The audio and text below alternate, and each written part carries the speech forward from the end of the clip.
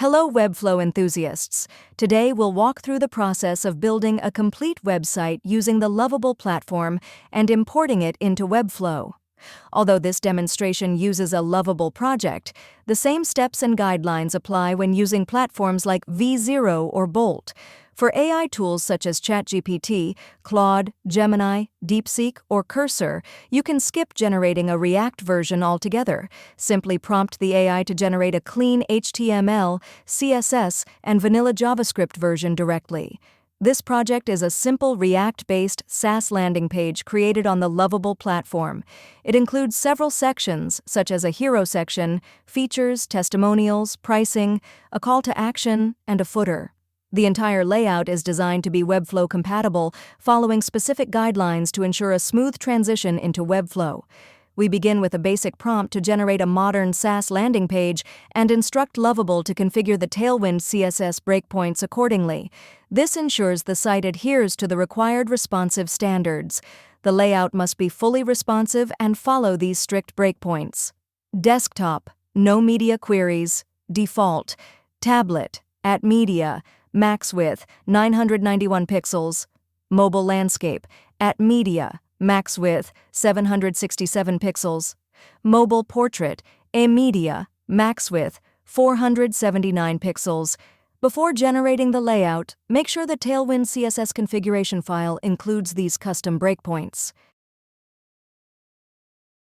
Now, I'll walk you through how Lovable begins generating the React website after the initial prompt is provided.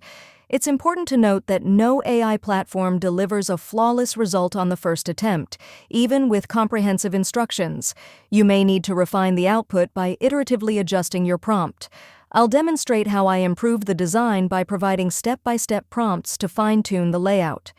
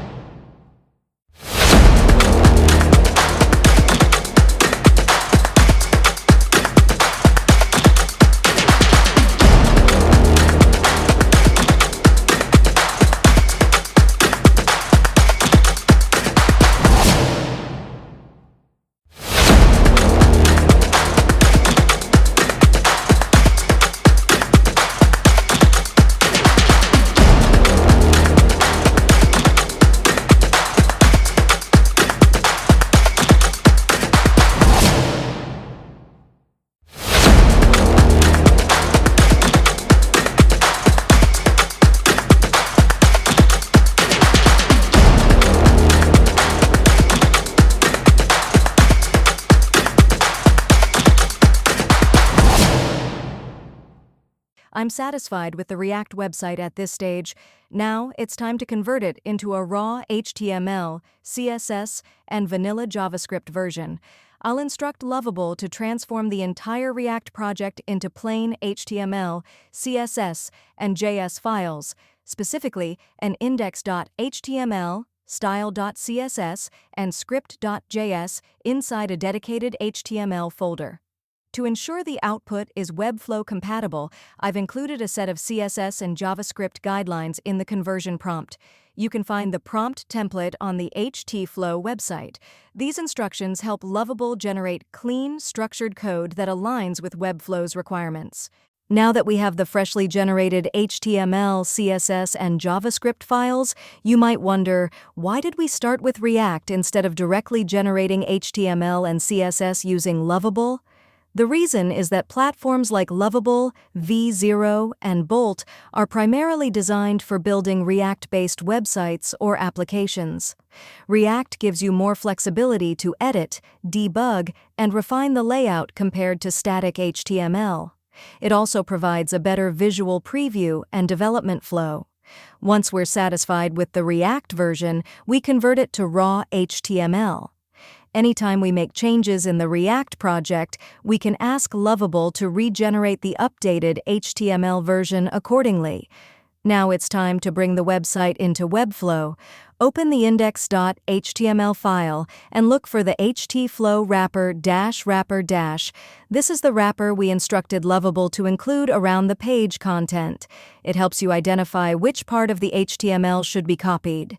For Webflow conversion, copy the HTML and CSS code and paste it into the htflow code editor within the htflow app.